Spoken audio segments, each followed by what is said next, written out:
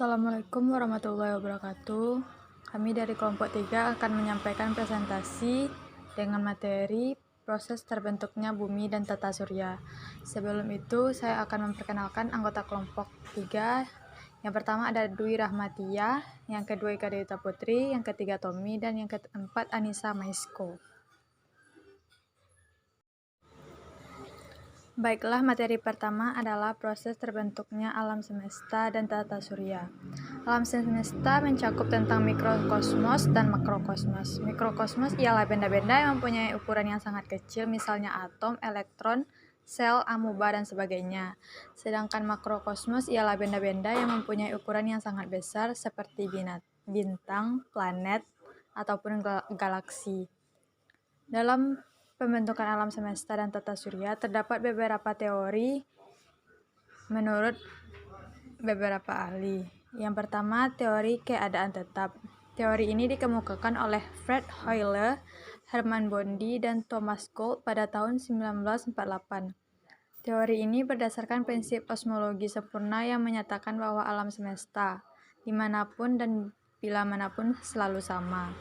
Berdasarkan prinsip tersebutlah alam semesta terjadi pada suatu saat tertentu di masa yang telah lalu sampai sekarang. Segala sesuatu di alam semesta ini selalu tetap, walaupun galaksi saling bergerak menjauhi satu sama lain. Yang kedua, teori ledakan besar atau Big Bang Theory. Teori ledakan ini bertolak dari asumsi adanya suatu massa yang besar dan mempunyai berat jenis yang juga sangat besar. Kemudian massa tersebut meledak hebat karena adanya reaksi inti. Hal ini dikemukakan oleh Georges Lemaitre tahun 1930. Massa itu kemudian berserak mengembang dengan sangat cepatnya menjauhi pusat ledakan. Setelah berjuta-juta tahun, massa yang berserak itu membentuk kelompok-kelompok galaksi yang ada sekarang. Teori selanjutnya adalah hipotesis planetesimal.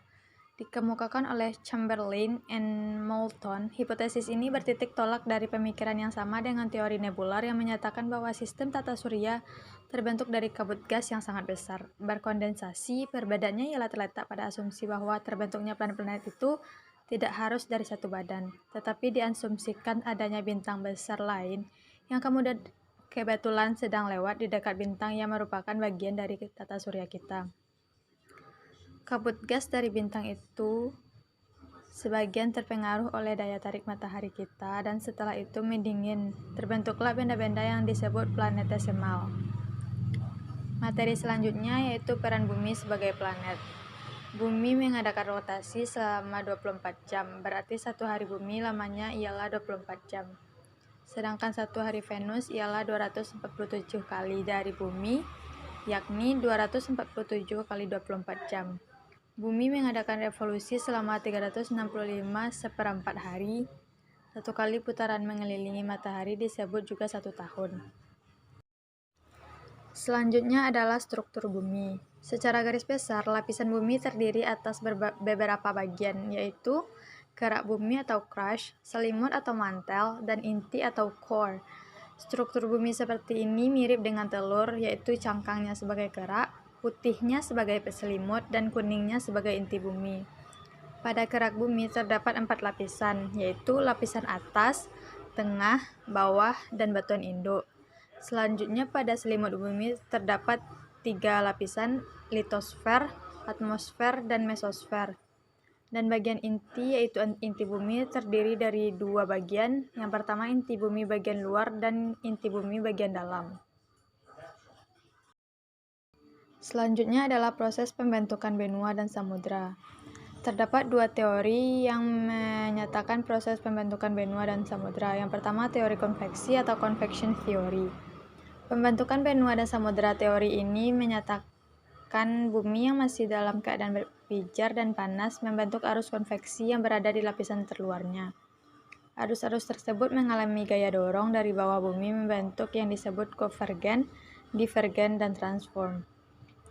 Selanjutnya, teori lempeng tektonik atau plate tectonic theory.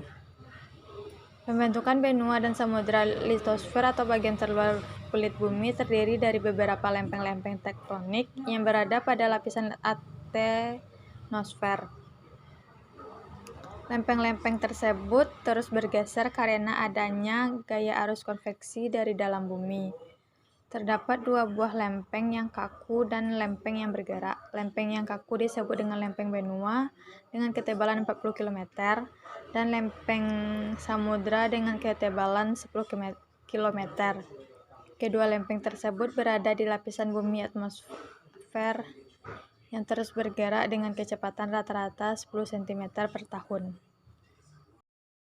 Yang terakhir adalah proses terjadinya gempa dan tsunami. Gempa bumi adalah getaran atau goncangan yang terjadi karena pergerakan atau bergesernya lapisan bumi yang berasal dari dasar permukaan bumi dan juga bisa terjadi akibat dari letusan Gunung Merapi. Adapun faktor-faktor penyebab terjadinya gempa bumi, yang pertama disebabkan karena bergeser dan terpisahnya lapisan-lapisan yang terdapat dalam kerak bumi. Yang kedua, karena adanya letusan gunung berapi yang sangat dahsyat. Letusan yang dahsyat tersebut juga selain menyebabkan goncangan yang kuat, juga sering menyebabkan adanya gelombang ombak yang sangat tinggi di lautan yang terkenal dengan nama gelombang tsunami. Sekian materi tentang proses terbentuknya bumi dan tata surya. Terima kasih. Assalamualaikum warahmatullahi wabarakatuh.